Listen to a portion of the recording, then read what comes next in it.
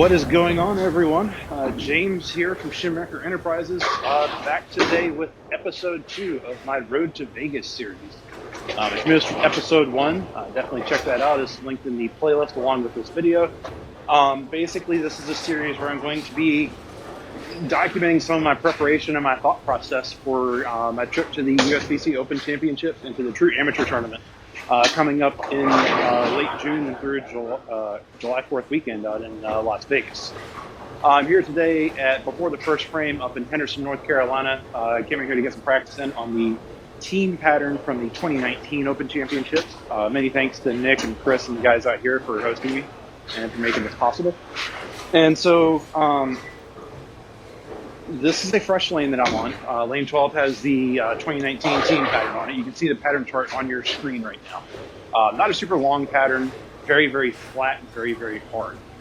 So what ends up happening a lot of the time is it actually is a pattern where you have to break it down properly, or else you're going to have a really bad time bowling on it. So I'm already warmed up. I'm just going to throw a couple shots just to kind of illustrate a little bit of how demanding this pattern is. This is my Storm Insight. Layout is 5x4x3. This gotcha is probably about a 2,000-3,000 grit surface on it. Nothing crazy. So I'm just going to kind of try to go like 15 to 8 and let's see what happens.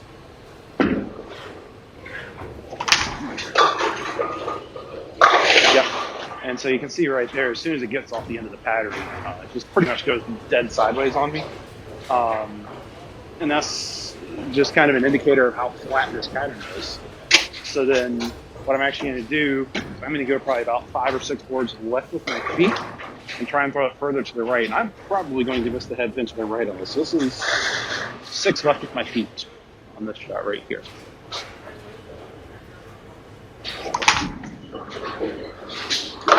Oh wow, I actually went back one that lot.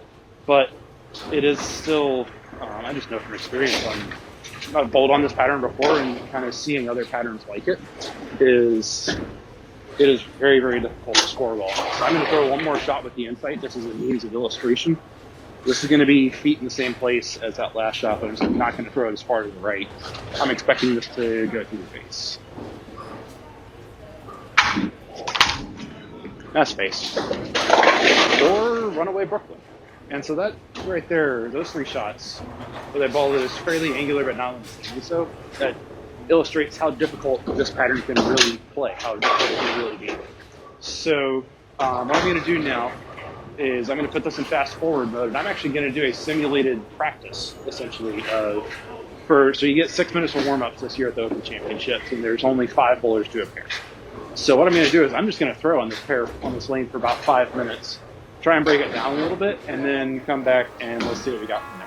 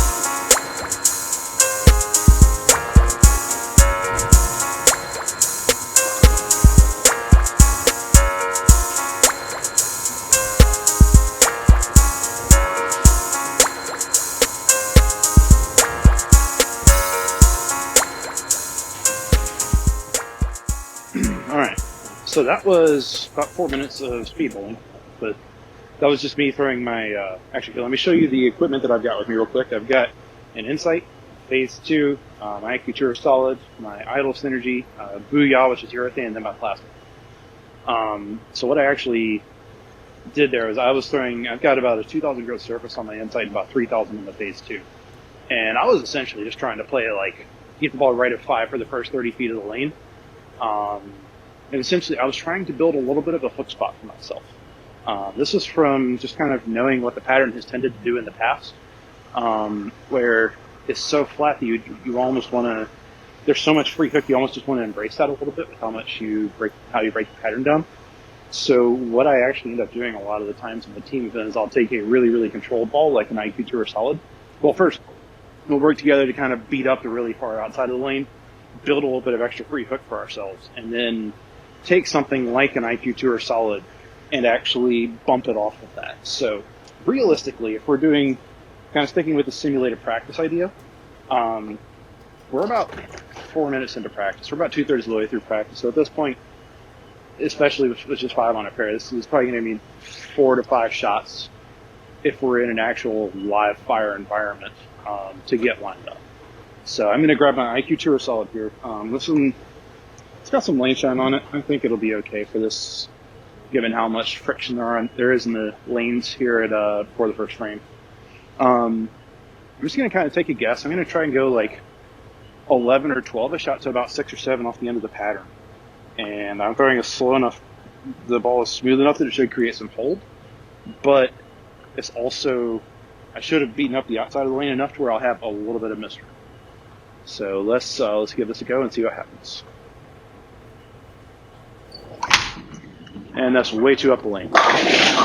Yep, I did not get that nearly far enough to the right, and you can see that even on that shot right there, it really, really broke loose on me and just didn't really want to hold line at all. Which again, even with a smooth ball like an IQ Tour Solid, you can see just how big of an impact that can have. So let me throw another shot here. See if I can actually get it a little further to the right and see what we can get to actually have a workable ball reaction to play with. That's a better shot. Alright, so that was pretty much where I was trying to put it down lane. Maybe like a board in, and it definitely overhooked a lot. Like I kind of touched on, the lanes are very, very high friction here. More so than what you would see for the team venue, which is the South Point Bowling Plaza. That's just a function of the lane surface and how much traffic it sees as much as anything else.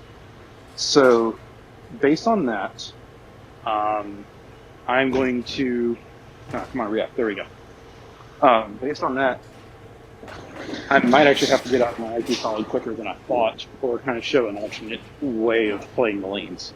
So off of that shot, I'm going to go probably about 4 or 5 left. And I did not want to get this far left this fast, because on a pattern this tough, you want to try and get yourself in a position where you can set it up for success later on in the block. And getting this far left this fast is not really conducive to that, even though this is only about the 3rd arrow. So let's give this a try, see what happens. Well, I got it there. There we go. That was a really nice shot.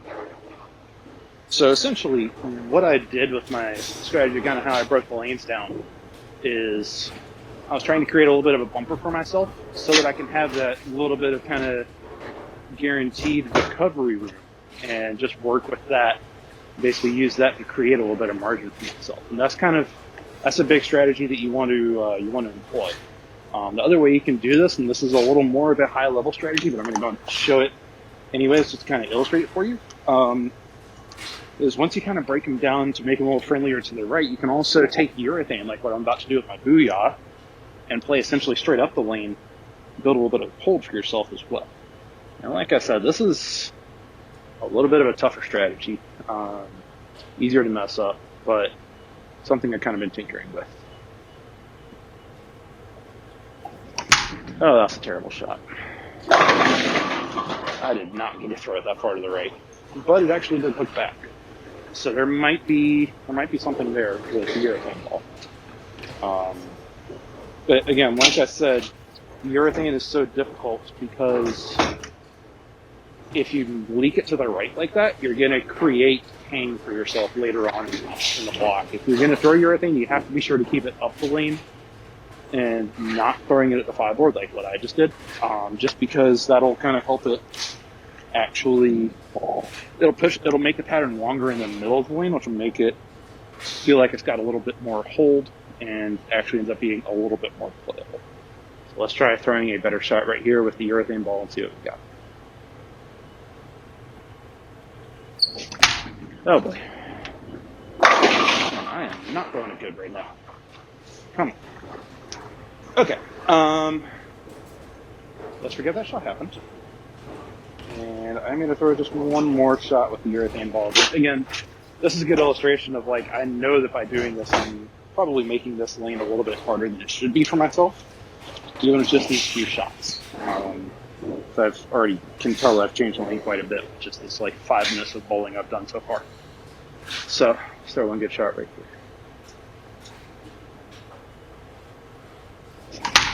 Ah, there we go. Okay, so that's close. But again, I'm trying, like that right there, I'm trying to keep it up the lane more. Probably could work if I bumped a little further outside. But again, I'm not the best with urethane, so I kind of know that I don't want to chase urethane if it's not a really good look for myself. So what I am actually going to do is we're going to go back in fast forward mode. I'm going to throw a couple games. And I'll just show you the individual shots and a little bit set up as well, just so you can kind of see the progression of where the ball's going and what I'm doing. And then come back after that and we can talk again and I'll kind of show you what I'm seeing at that point.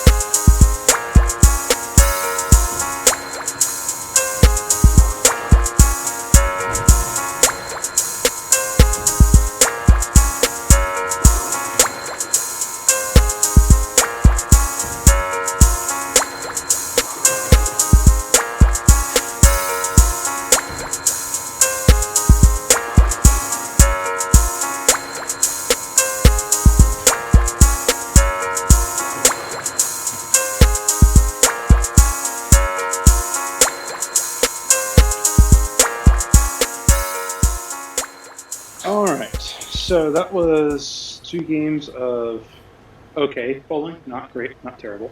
Bowled a 202 and a 208. Game 1, just keeping track of it in pin pal on my phone. Game 1 was strike, 4-7, 4-bagger, 4-pin, spare, 3-6-10, get 2, 10-pin, spare, and then a 3-10 that I also missed. Honest assessment of the game was I was a little fortunate to get 202 out of that. You notice there are a few shots. I think I tripped a 4-pin and a 6-pin in that game. The 4-pin on a high hit and the 6-10 or the 6-pin on a crossover. That just illustrates how flat the middle of the lane is. If you get it up the lane at all, the ball is absolutely gone. So then moving on into game 2, strike 2-8-10, a high flush 9-pin, a 6-10, then a turkey. I think I had a Brooklyn in there somewhere, if I remember right. Then I 1-2-4 and missed it to the left. Then strike in the 9th, double in the 10th, and then a ball change to my idle synergy on the fill in 2-8-10. So it felt like I was really fighting overreaction in game 1. I think you can kind of see that, with the ball just hooking and hooking and hooking and never really stopping. And that's the challenge you're going to see a lot of the time on the team pattern, especially if you're a little more balanced to rev dominant or if you have a higher rev rate. It's going to be really hard to control your down lane motion. And you'll notice that's why I was throwing my IQ Tour Solid, was just to be able to create that little bit of extra control that you didn't really necessarily see from other balls like the Phase 2 and the Insight in practice were just hooking off the planet as soon as they got to the end of the pattern. Yeah, overall, that's a 205 average, and I missed 3 makeable spares. So that's just a reminder of, number one, I make those spares. If I make the 3-6-10 in the 8th, make the baby split in the 10th, that gets me to 220 game 1. And then realistically, if I make that spare in the 8th frame of game 2, where I missed the 1-2-4 going away to the left, that gets me to 220 as well. So that's 35 pins right there that I gave up just from sloppy spare shooting.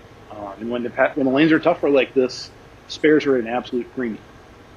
So as you saw, I was using my IQ Tour Solid for pretty much the entirety of those 2 games. I've moved a total of, I think, about 6 to 7 boards left since I started this simulated bowling. This is just with me on the lanes, no one else. So realistically, this is kind of like what you're going to see about the end of game 1 of Team this year in terms of how much transition there has been. I'm not expecting the lanes to be this flying off the face of the planet like they are right now, just because this is a really, really high friction lane surface. So even though this is the same pattern we bowled on a couple of years ago, it did not look nearly this much. That's just the center characteristics more so than anything else. So what I'm going to do right now is I'm going to throw a shot each with my IQ Tour Solid, which is the ball that I'm planning on. It's going to be my workhorse ball for team event if it plays at all like this. Just because of the element of control. So you can see, I'm sliding around 32, 33, and just trying to get it right, pretty early, again, because in the middle of the lane is so flat. And then just essentially I'm trying to roll it out to 5-ish down lane, and then just kind of let the ball pick up and walk back into the pins, or walk back into the pocket. And if I get it right a touch quick, not right and fast, that's when I miss the head pin to the right, but if I get it right, and still roll it, you can see that it's still kind of, that little bit of hook spot that I built for myself is actually making my job a little bit easier at this point. So let's see if I can get a good shot off right here. That is not a good shot. Yep, I did not get that one far enough to the right, and it overhooked on me. But again, that's just because I was sitting here for a few minutes and not really throwing any shots. So let me... Actually, I'm going to shoot at this, see if I can make it real quick. You'll notice I'm using plastic for all my spares, and that's just because when a pattern is this hard, you almost, if you can kind of learn how to take the lane out of play by using plastic and still make your spares, that's generally going to be the better approach. And I'm a little rusty on shooting spares straight with plastic, so that's kind of what I'm attributing the misses to. That's one. Yeah, at least I hit what I was aiming at, though. So let me throw one more shot with the IQ Solid. Now we'll try to get it there, actually get it to the spot a little bit more, and not just kind of cut it off like I did that first shot.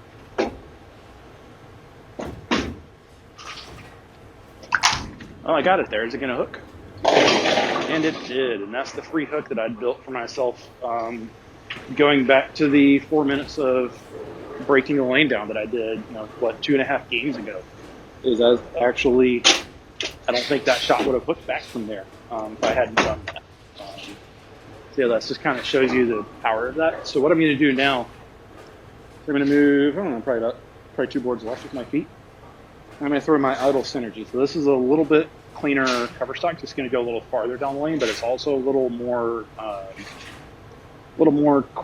dynamic on the core side. So I'm expecting this to be a little bit more directional change, but also I shouldn't have to fight to get it down the lane quite as much. So let's give this a go and see what happens.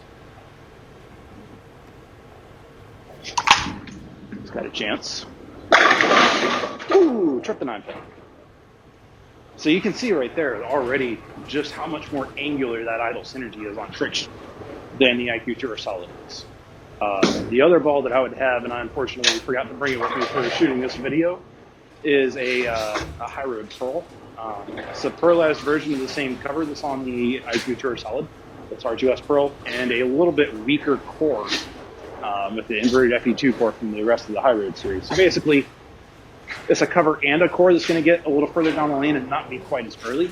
And so that kind of 3-stack of the IQ Solid, the idle synergy, and then the High Road Pearl, those are going to be my workhorses for the team event, and that's just because they're all really good at controlling friction in one way or another.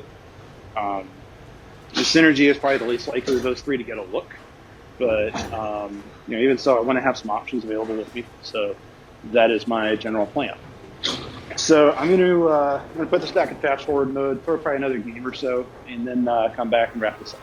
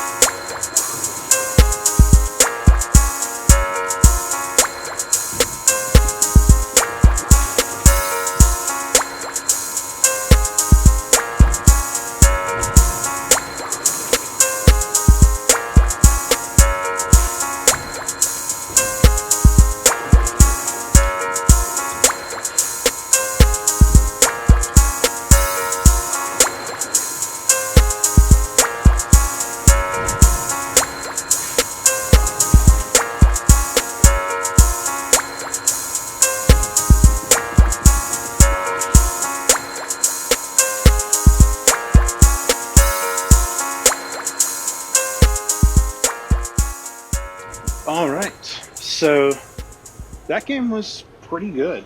I was actually pretty happy with my execution for most of it. So you saw my first 3 frames were the 4-9 with the IQ, and then I struck with the IQ and struck with the idle synergy. Then I kept going with the IQ Tour Solid, and strike, 6-10, and took the 10 off of it, which again, that's just, I've got to polish up my spare shooting, and that's something I'm going to be working really hard on the next, I've got probably about 6 weeks as of the date of this filming before I actually go out to Vegas. So that's something I'm going to be grinding on a lot. Then 3 more strikes, trip 4 and a couple of pretty flush hits on the 8th, 9th, and the first shot in the 10th. And then just cut one short and didn't really get it there. And, that was the Greek church you saw on the second shot in the 10th. So even with, my spare shooting was not great. There were 4 spares that I should have made and didn't just in that 3-game series. But even with that, I shot a 638 for 3 games, and if I can shoot that in the team event out in Las Vegas, I will be absolutely thrilled. Like I said, it's a very demanding pattern. I think this is usually the harder of the 2 patterns that they put out at the Open Championships every year for most bowlers. And so it's a grind, and I think this illustrates so well. I threw the ball decently well tonight, not amazing, not horrible. left some pins out there, and I still averaged 212. So pretty good day of bowling. Cannot complain too much about it, but it's also a good reminder of kind of stuff that I need to work on between now and when I actually go out to the World Open Championships. So anyways, that kind of wraps up Road to Vegas episode 2. I'm going to call this the team pattern strategy session. Just kind of thinking back over what I did and how the lanes broke down is these lanes hook a lot. Like there's just a lot of built-in surface friction. And so that forced my angles really far open, much more so than I anticipated. So you can see that I'm really struggling to get the ball far enough to the right to actually get it down lane to where it needs to go. That's just because of how I broke this pair down. So like even right here, for another shot with my idle synergy, just kind of illustrate this. I'm going to go, this is what, another 2 left from where I was with the IQ Tour solid. I'm just going to try, like, I'm almost trying to throw it in the right gutter at about 40 feet on this shot. And probably about 45 feet. And let's see what happens here. That's right. So you can see I've got basically infinite room to the right, as long as I get it going to the right and project it properly.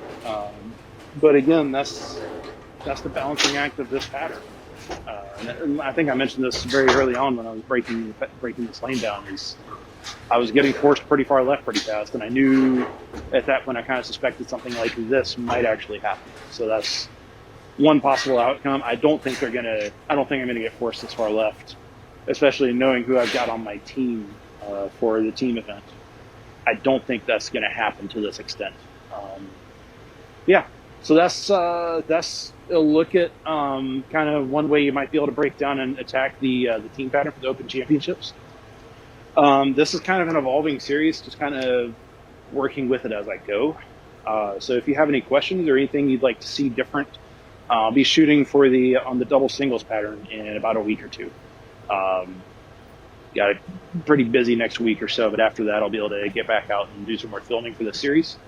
So definitely let me know if you have any questions. If there's anything you want to know about the Open Championships or my strategy going into it or anything else in general. You can always shoot me a message either on YouTube or on Facebook. And yeah, that is all I've got for now. So thank you all. Hope you've enjoyed. And until next time, good luck and good bowling.